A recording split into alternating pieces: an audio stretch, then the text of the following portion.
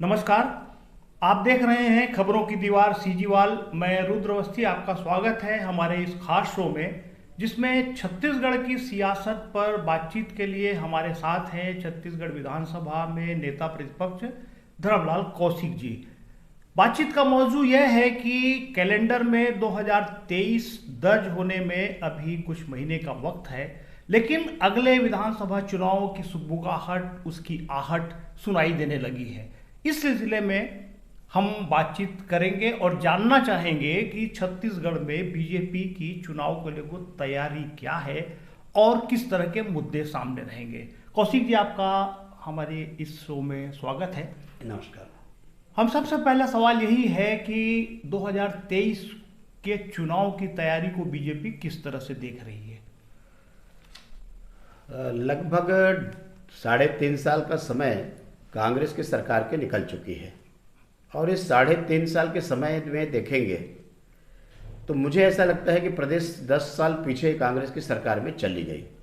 पूरे विकास कार्य प्रदेश में ठप हो गया है।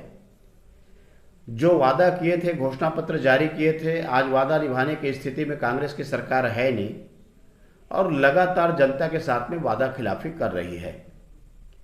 आज केवल भावनात्मक मुद्दे इनके पास में, चाहे वो छत्तीसगढ़ की बात करें, छत्तीसगढ़िया की बात करें, लेकिन जब छत्तीसगढ़िया के विकास की बात आते हैं तब इनको छत्तीसगढ़िया दिखाई नहीं देते।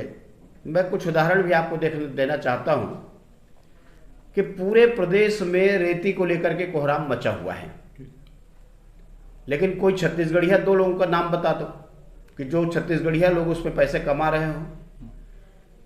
शराब के प्लेसमेंट एजेंसी बनाई गई, सारे बाहरी लोगों का हस्तक्षेप उसमें है। एक भी छत्तीसगढ़िया का उसमें नाम नहीं है कि छत्तीसगढ़िया को 2 पैसा उसमें मिल रहा हो।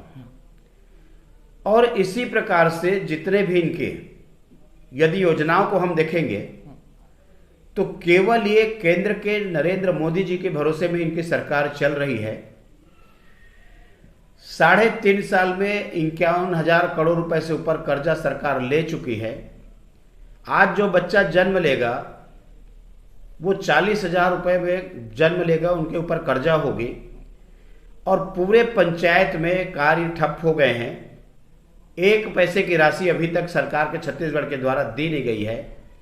और ऐसे में खास करके मैं कर्मचारियों की बात करूंगा कि जिनको इन्होंने कहा मितानिन को तुम्हारा हम तनख्वाह बढ़ा देंगे, अनियमित कर्मचारी को नियमित करने की बात हुई। आज आप देख रहे हैं, चाहे वो मितानिन हो, आंगनबाड़ी कार्यकर्ता हो, अनियमित कर्मचारी हो, बिजली सुविधा कर्मचारी हो, चाहे आपके जितने विभाग देखेंगे सब धरना प्रदर्शन पर लगे हुए हैं। और उसके बाद में जो हिटलर शाही रवैया अपनाई है, इन तमाम मुद्दे ऐसे होंगे कि जिनको जनता के बीच में ले जाना है, जनता के बीच में उजागर करना है और इस सरकार के असली जो चेहरा है उसको जनता के बीच में सामने लाना है।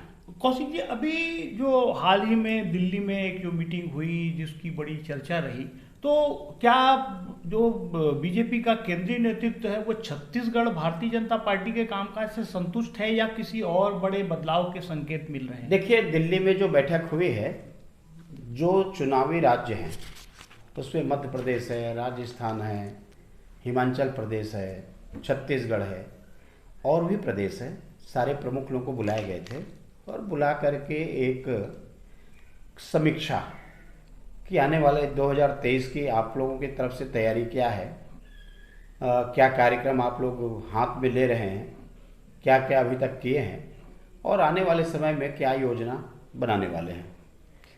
मुद्दे हमारे क्या हो सकते हैं 2023 के लिए, इसमें नीचे तक कार्यक्रम योजना कैसे बनाई जा सकती है, इन सारे मुद्दे को लेकर के चुनावी राज्यों की बैठक बुलाई गई थी। लेकिन छत्तीसगढ़ के जिस प्रकार से सोशल मीडिया और कुछ लोगों ने जो चलवाने का प्रयास किया कि बड़े बदलाव की है, वास्तविक में कोई बदलाव के लिए किसी को बुलाना नहीं पड़ता, वो तो जो करना है केंद्रीय नेतृत्व सक्षम है। लेकिन जो बुलाए गए थे वो महत्वपूर्ण व्यक्तियों को बुलाए गए थे और आगामी चुनाव की योजना में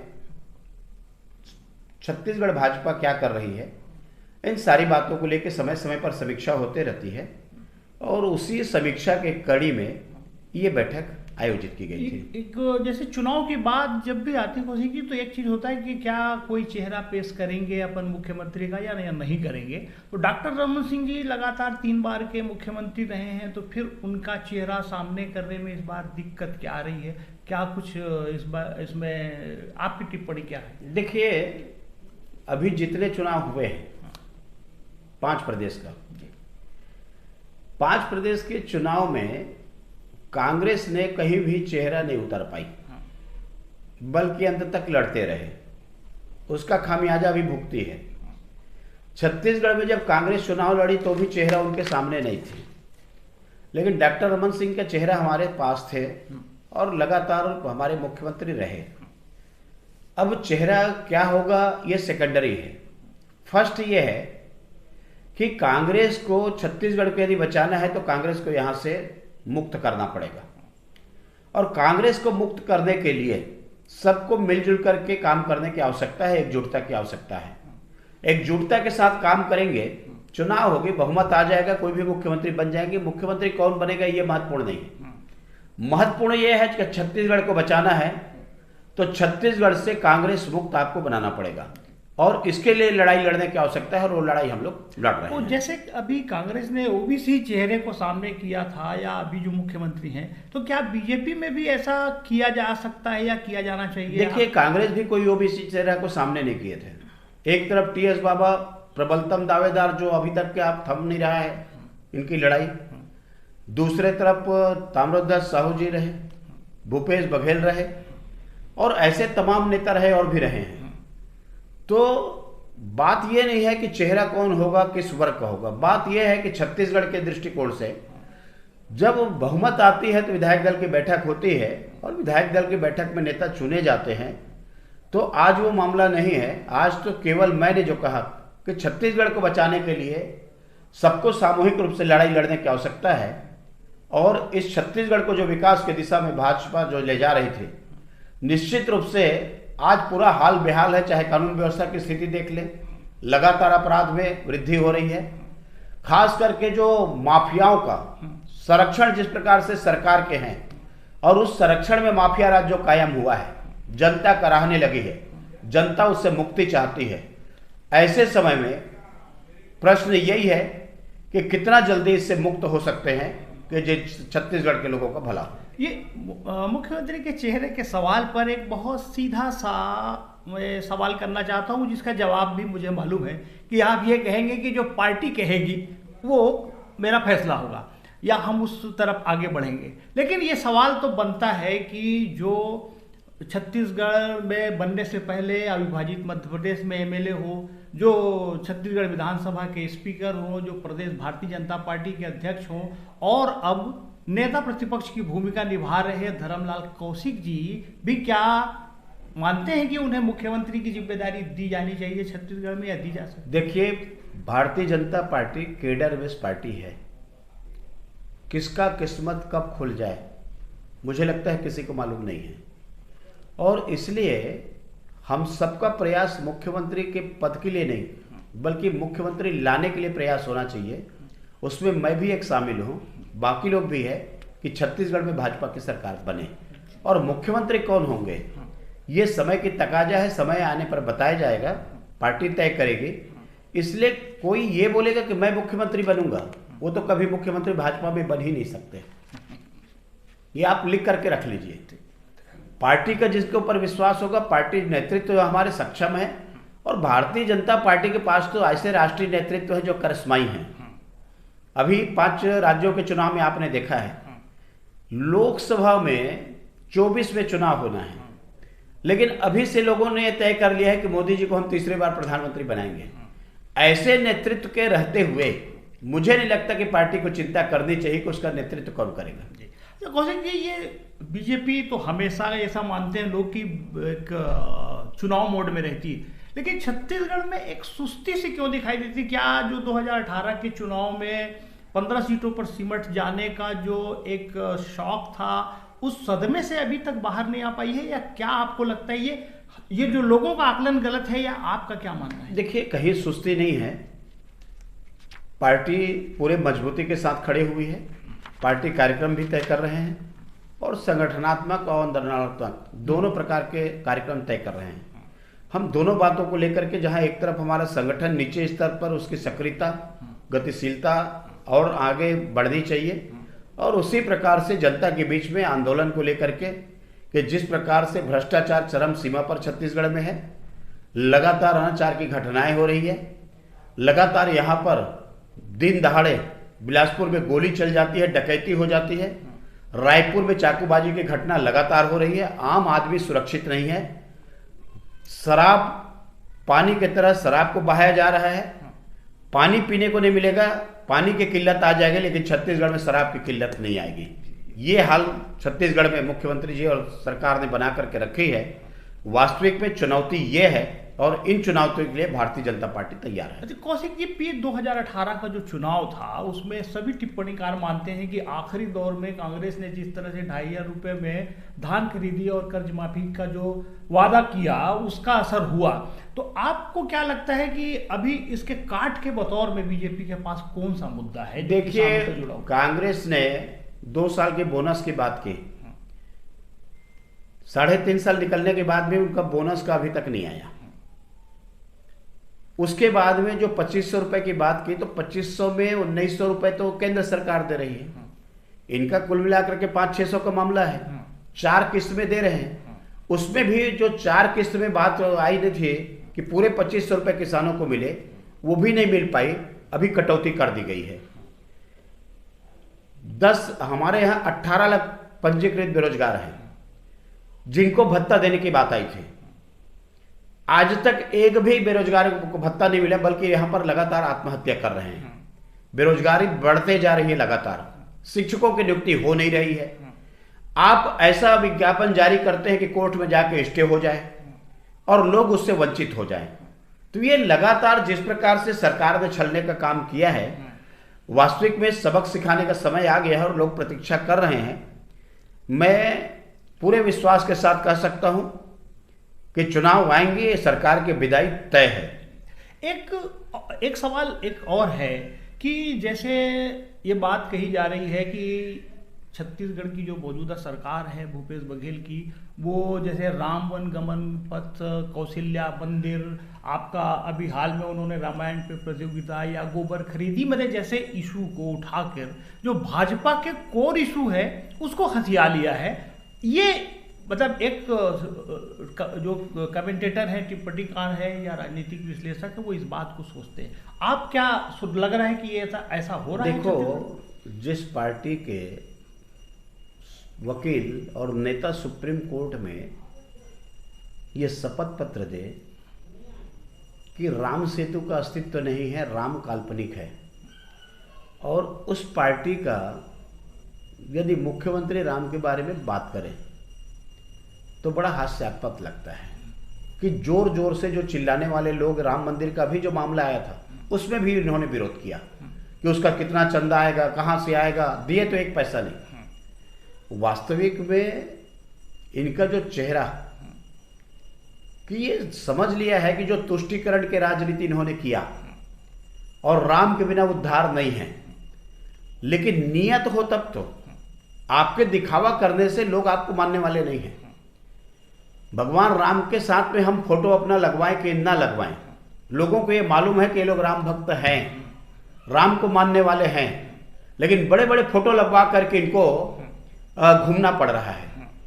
रैली जो राम भक्त है जो निकालते हैं, बजरंग दल के लोग निकालते हैं, बाकी लोग निकालते हैं, हम लोग निकालते हैं, लेकिन उससे बड़ा रैली निकालने का इन्होंने प्रयास किया और ये दिखाने के लिए कि हम उससे बड़े भक्त हैं। तो ये कहावत है कि नया मुल्ला प्याज ज्यादा खाता है, और उसी प्रकार से इनका जो चेहरा है, क्योंकि राम को जिन्होंने पकड़ा आज कहां से कहां पहुंच गए, लेकिन राम को जिन्होंने छोड़ा और राम जिनको छोड़ दिया उनको डूबने से कोई नहीं बचा सकता। और पूरे देश में कांग्रेस का हाल आप देख रहे हैं, इनको समझ में आ रही है, लेकिन ये केवल दिखावे के लिए है। इनके नियत में राम कहीं पर नहीं है। कौशिक जी, ये जो अभी बोरेबासी, गेड़ी, आपका छेरछेरा, माटी पूजा, ये जो छत्तीसगढ़ के आम लोगों की संस्कृति और कल्चर से जुड़ने की बात है, लगता है कि आपको कि पिछले 15 साल में भाजपा ये सब नहीं कर पाई थी, या अभी ये जो कर रहे हैं, इसको आप किस तरह से देखते हैं ये अंतर को? अंतर इतना ही है कि पिछले 15 साल में डॉक्टर रमन सिंह ने विकास किया, यहाँ के सड़कें बनवाई, मेडिकल कॉलेज खुलवाए, स्कूल खुलवाए, ट्रिपल आईटी लाए, एम्स लेकर के आए, और इस प्रकार से यहाँ दूरांचल तक जो उन्होंने काम किया। लेकिन आज कांग्रेस की जो स्थिति है, इनके पास में भोंगटी कौड़ी विकास के लिए नहीं है। सड़कें उखड़ रही, आपने देखा है। सड़कों को 3 साल में एक झोंका गिट्टी डलवाने की स्थिति में नहीं है। पंचायत में जो समग्र की राशि आते थे, बीआरजेएफ की राशि आती थे, आज सारी राशि इन्होंने बंद कर दिया है। मोदी जी के, चाहे वो मनरेगा हो, डीएमएफ की राशि हो, या आपके 14 वित्त 15 वित्त आयोग की राशि, उससे पंचायत के सरपंच हमारे काम करा रहे हैं। तो एक्चुअल में ठहर गया है विकास।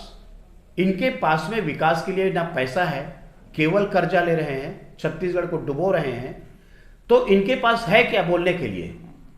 तो जो भौरा चलाने की बात है, गेड़ी चलाने की बात है, तो आपको मालूम है कि भूपेश बघेल के आने से लोग गेड़ी भी नहीं चढ़े हैं। गेड़ी जो चढ़ने वाले हैं, ये जब पैदा नहीं हुए थे सबसे चढ़ रहे हैं। बोरेबासी की बात है तो आपके अधिकारी खा रहे थे, आप खा रहे थे। मैंने तो किसी गरीब को नहीं देखा बोरेबासी खाते हुए। जो खाते हैं वो दिखावा नहीं करते हैं, और जो दिखावा करने वाले हैं ये चम्मच में बोरेबासी खा रहे थे। प्लेट में उनकी सब्जियां को मैं देख रहा था कि 68-70 प्रकार के सब्जियां रखे हुए हैं। अरे बोरेबासी का मतलब ये नहीं है भैया कि तुम इतने सामर्थ्यवान हो कि 7-8 सब्जी रख करके हमारे गरीब बोरेबासी खाए। बोरेबासी खाने वाला तो हमारा पताल के चटनी पीस लेते हैं, प्याज का टुकड़ा रख लेते हैं, और आमा का चटनी घर का अथान, उसको ले करके बेचारा बोरेबासी खाते थे। लेकिन आज 15 साल के डॉक्टर रमन सिंह के राज में जो विकास हुआ, 1 रुपया किलो जो चावल शुरू किए, मोदी जी जो चावल शुरू किए हैं, आज अनाज उनके घर में इतना है कि आवश्यक काम के लिए वो चावल भी बेच रहे हैं। ऐसी स्थिति में छत्तीसगढ़ के हमारे आम लोग आ गए हैं, उनके स्तर बढ़ी है। चाहे एजुकेशन में देखो आप, पढ़ाई में उनके लड़के आगे आ रहे हैं, उनके खुद के रहन सहन और खान पान देखो। ये कृपा मोदी जी की है। खाने के लिए उनको अनाज दे रहे हैं, रहने के लिए उनको मकान दे रहे हैं, पीने के लिए उनको पानी दे रहे हैं। बिजली नहीं थी, उसके घर में बिजली लगवाए, उनके घर में शौचालय बनवाए, खाना बनवाने के लिए गैस कनेक्शन दिए। तो सारा चीज तो नरेंद्र मोदी जी दे रहे हैं। भूपेश बघेल दे क्या रहा है? तो दे क्या रहा है? तो नौटंकी करना है तो एक नौटंकी में तुम्हारे अधिकारी हो, तुम खा रहे हो। अरे अच्छा तो ये होता कि किसी गरीब लोगों को बुला करके आप सामूहिक रूप से भोजन कराते, किसी गरीब घर पे चले जाते और जा करके उस घर पे वास्तविक में जो बना हुआ है, दिखाने के लिए नहीं, जो बना हुआ है बोरेबासी खाते। तो चम्मच में बासी खिला करके छत्तीसगढ़ को बुद्धू बनाना चाहते हो? ये चलने वाला नहीं है। लोग समय पे जवाब देंगे। कौशिक जी, चलते चलते अब एक सवाल ये है कि जैसे लोकसभा का पिछला चुनाव हुआ, बीजेपी ने एकाएक अपने सारे उम्मीदवार बदल दिए, जो पूर्व मुख्यमंत्री के पुत्र और उसके बाद जो आपके केंद्रीय मंत्री थे विष्णुदेव साय जी, इनकी भी टिकट काटी थी। तो क्या ऐसा लग रहा है कि इस बार जो विधानसभा के चुनाव की जो सूची आएगी बीजेपी की, उसमें नए चेहरे ज्यादातर दिखाई देंगे? क्या ऐसा कोई प्रयोग इस बार भी हो सकता है? क्या लगता है? देखिए, प्राथमिकता होगी जीतने वाले, और जीतने वाले को टिकट दी जाएगी। केंद्रीय नेतृत्व तो हमारे सक्षम है। अभी 5 प्रदेश के चुनाव हुए हैं, 4 में भी स्पष्ट बहुमत के साथ जीत करके आए हैं। छत्तीसगढ़ पे उनका निगाह है, छत्तीसगढ़ के सूद लेना शुरू कर दिए हैं, और मैं पूरे विश्वास के साथ कह सकता हूं, जो निर्णय करेंगे अच्छा निर्णय करेंगे, छत्तीसगढ़ के हित में निर्णय करेंगे, पार्टी के हित में निर्णय करेंगे, और यहाँ बीजेपी की सरकार बनेगी, ये मैं पूरे दम के साथ में कह सकता हूँ। आपने सुनी छत्तीसगढ़ विधानसभा में नेता प्रतिपक्ष धर्मलाल कौशिक जी की ये बेबाक बयानी और ये उम्मीद कि 2023 के चुनाव में बीजेपी छत्तीसगढ़ में अपनी सरकार बनाएगी। बातचीत को अब यहीं खत्म करते हैं। कौशिक जी, समय देने के लिए आपका बहुत बहुत आभार।